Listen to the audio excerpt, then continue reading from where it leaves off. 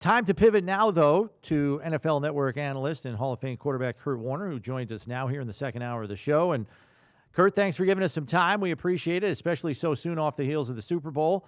You were the guy swiping the tablet and announcing Josh's league MVP. Did you have any inkling as to which way it was going to go? Not really. I mean, I think, like probably a lot of people, once Lamar was voted All-Pro, I think in my mind, I felt like it was probably swaying in that direction. But I did believe that that Josh should have been the MVP. And I thought, if you looked at the beginning part of the season, and what so often happens with the MVP is it's so much about what you do down the stretch, because it's recency bias and we remember what happened down the stretch. And Josh and company had kind of sealed up the division so early that his huge games and his, to me, MVP case happened, kind of mid-year when he was playing, what he did against the Rams and what he did against Detroit and those teams where he just carried this team and, they looked like one of the best teams in football. And then down the stretch where they didn't have to do as much and, he wasn't as dominant, but they were playing, some average teams down the stretch where Lamar was playing on Christmas and then he was playing on Saturdays and he was playing on national TV and playing great. Lamar had an unbelievable season, no question. He would have won it, fully deserving of it. But I thought Josh was the best player in football, the best quarterback in football through 3/4 of the year before they had sealed this thing up. And that's why I felt he should have been the MVP. But I really thought it was going to sway in the other direction because what happened those last 4 games of the season. Yeah, and that's kind of what I thought too. When they chose Lamar as all pro, you kind of got an inkling because it's the same guys who vote. Same 50 guys vote for both awards. And I get it too. There is a distinction. There's 2 different awards, so 2 different guys could win them even though they come from the same position group and you're picking from the same pool. You get to the Super Bowl, and you played in a bunch, you won them. This and I read you put it out today, and I get it. We're all caught up in the hangover of the Super Bowl. We're making big proclamations about where the league is and where the Eagles are and all. This guy's great. This is going to harm Pat Mahomes' legacy. And just take a breath. And when you do take a breath and you clear your head, it is just one game. And certainly the Eagles had a really impressive run in their playoff run to the Super Bowl and against one of the all-timers in the Chiefs and Andy Reid and that. What are your takeaways from the Super Bowl now that you had a chance to take a deep breath and look at the big picture again? Yeah. My takeaway is really no different going into the game. We joked around on our show all year long was, early on in the year, they were asking, is this the most complete team that Patrick Mahomes has ever had or Andy Reid, whatever. And, I was definitive in saying, no, this is not the most complete team. And then they went on and they went 15-1, when Patrick was starting and they won so many games and best record and all this stuff. And we kept asking the question, now is it the most complete? And every time I said, no, it's not. When I watch this team, they are not the best team top to bottom. They are not a team filled with a bunch of guys that can beat you in a bunch of different ways. They're a team that find ways to win. And it's how I felt all year long. Now, no question, you give credit to teams that find ways to win, that have players that step up and make big plays in big moments and beat good football teams. But going into the Super Bowl, I felt hands down that the Eagles were the better football team, the more complete football team. And there was a big part of my mind that said, I could see this being a blowout for the Eagles. And the only reservation that I had was, but 15's on the other side. And we've just seen so many times that he's found a way to keep a game close or to win a game that they never should have been in. So all that to say, when I step back from the Super Bowl and look at it, I say, that's exactly how this matchup should have played out, is that the Eagles should have dominated this game. The Eagles were the better roster top to bottom. outside of quarterback, I went into this game saying there is not one area where I give the advantage to the Chiefs in this game. So you expect it to be a blowout in in a situation like this. The other thing I take away from it is that all year long I said I don't know how the Chiefs are doing it. I don't know how they're doing this. I don't know how they got here. I don't think they can win it, but I can't put it past them because I haven't known all year. I don't know now. And so where everybody wants to crush Patrick Mahomes, I look at it from the other perspective. And I say, this team should have never been here. This team was not the second best team in football, in my opinion, or at least they weren't close to the number one team in the league. If that's the Eagles, they weren't close to them all year long. Yet another time, Patrick Mahomes and Andy Reid and company found a way to win these games against good teams and get all the way to the Super Bowl. So I tip my hat to them and to Patrick Mahomes and to to the whole organization for getting here, even though the game looked ugly, through most of it. That wasn't a surprise to me. And so where everybody is killing Patrick Mahomes and killing the Chiefs, and he doesn't belong in the conversation with Brady anymore after a performance like that, I'm sitting back going, what have you guys been watching all year long? Yeah. What did you think? Who did you think was going to step up and have this monster game and dominate this really good Eagles team? Who was that was going to help Patrick Mahomes? So that to me was how I saw it going in. I'm not surprised by how it played out, other than, like I said, just that inkling in the back of your mind that says, but it is Andy Reid and Patrick Mahomes, and we've seen them do the unthinkable before. There is nothing on paper, and there was nothing throughout the season that made me think the Chiefs had, the ability, player to player, to hold up against what the Eagles were. I have one more question for you, Kurt, regarding the MVP, because you've obviously been a league MVP twice yourself. Circumstances are a little bit different for you in comparison to Josh, because your first MVP, you also won the Super Bowl, and you were Super Bowl MVP on top of it. But my question to you is, after you win an award of that magnitude, how does the next season kind of shape up for you? And do you feel as though there's an even bigger bullseye on you with that moniker attached to the end of your name? Kurt Warner, MVP, Josh Allen, MVP. How does the next season usually roll out? Do you see opponents, frothing at the mouth? Like, oh, let's get the MVP. You know what I mean? How did that play out for you in 2000? Yeah, I don't think it's MVP as much as if you were Super Bowl champs. Right. I think when you're Super Bowl champs or you've been to the Super Bowl, that's when people kind of look at you and you have that X on your back going, hey, we want to knock off the champs. I mean, obviously, anytime you play against a great player, you play against an MVP player, it motivates you as a team. It motivates the defense on the other side to say, hey, we know we're going against one of the greats. We want to play great against them.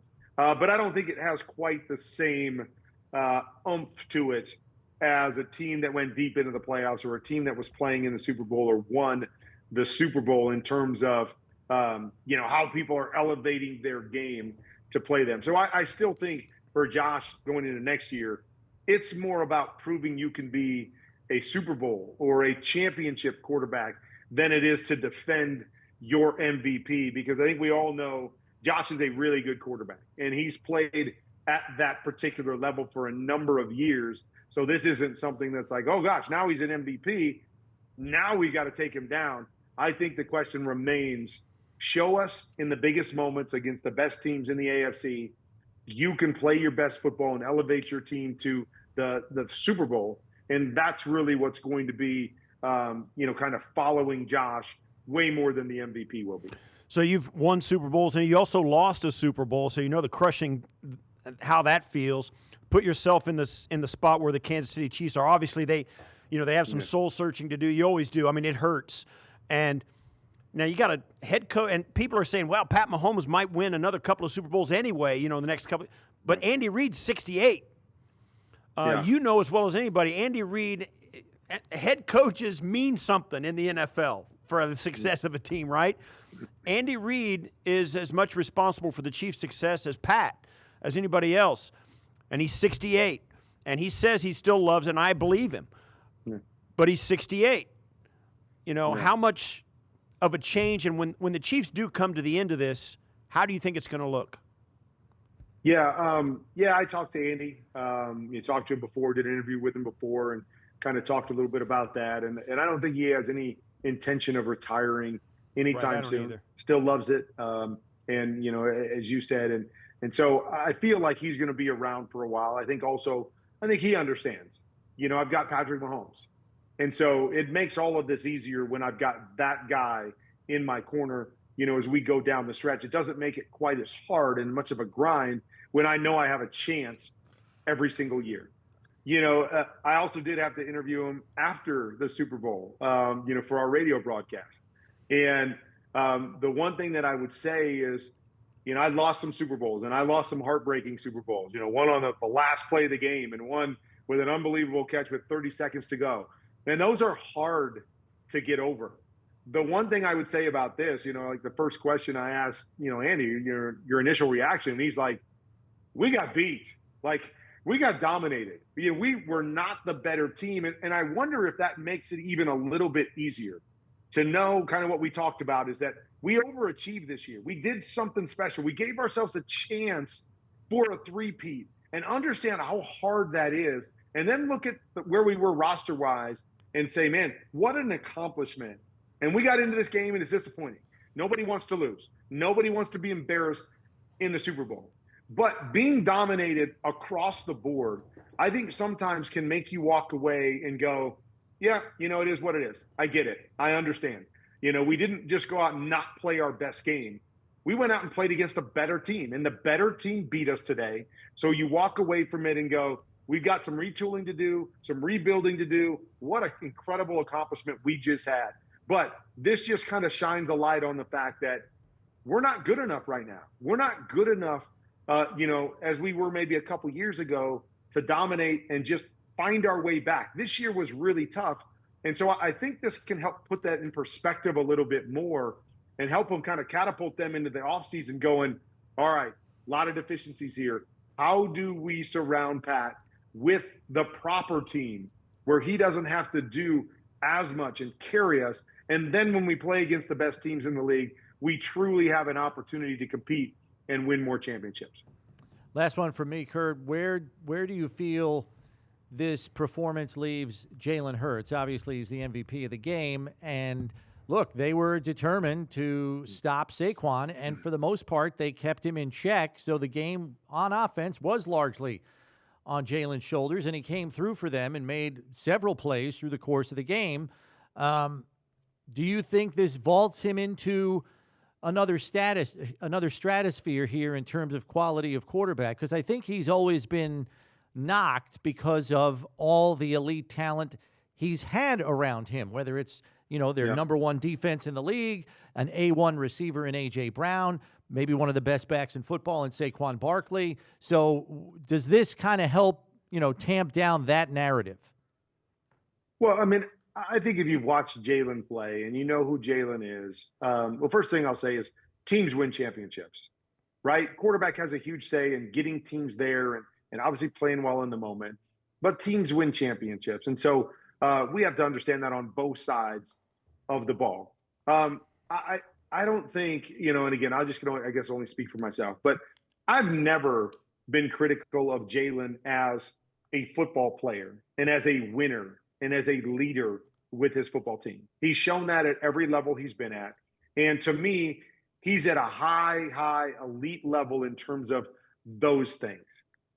What I don't think this does, and again, just my opinion, is catapult him into Hall of Fame status or elevate him into, elite quarterback status. Now, we can judge and we can talk about what we think, determination of all those things is. But to me, what it's ultimately going to come down to is I believe Jalen is going to win and he's going to do really good things in this league for a long time. What it always comes down to for me, whether we're talking about Hall of Fame or we're talking about elite status for a quarterback, it's you have to be able to carry the team with your right arm when that is asked of you.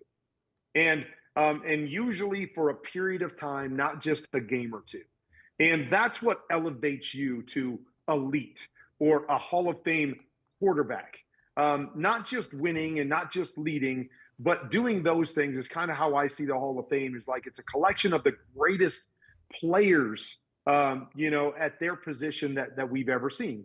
And so the one thing I will say in Jalen's favor is that I've seen him play at that elite level at the most critical of moments. NFC Championship game, both Super Bowls. And so I've seen him do it, but doing it 2 or 3 times to me doesn't elevate you to Hall of Fame, doesn't elevate you to elite, but it shows me you have the capabilities. There is going to be a time where they're not going to have this team around him. And I don't fault him one bit for having a great team and leading that team to wins and Super Bowls. He gets all the credit in the world for doing that because that's what it's all about. But when it comes to that next conversation, there will come a time where he doesn't have all of this. He doesn't have the greatest offensive line. He doesn't have a back running for 2,000 yards. And he will be asked more often to go out and throw the ball 40 times and win games with his right arm. And that will ultimately, for me, determine whether he becomes elite at the quarterback position or a Hall of Fame type quarterback. That will be the determining factor for me. Really good. There is no criticism from me on how he plays the game or the fact that he wins or the fact that he leads and the fact that he's got his team to 2 Super Bowls in 3 years. I give him a whole bunch of credit for that.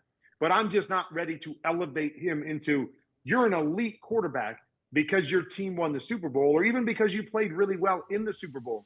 Show that to me week in and week out from a passing standpoint, because to me, that's still what we look at when we're talking about elite quarterbacks. Show me that, and that's what will ultimately elevate him to that next status in those other areas, although he's as good as any winner in the National Football League right now. Kurt, thanks for coming on with us, man. I appreciate you. It's great seeing you. Always good to see you guys. Sorry I was a little bit late coming in, but we'll talk again down the road. No worries. Sounds Thanks, good, man. Kurt. Thanks very much. That's Hall of Fame quarterback, NFL Network analyst Kurt Warner, won 2 league MVPs himself.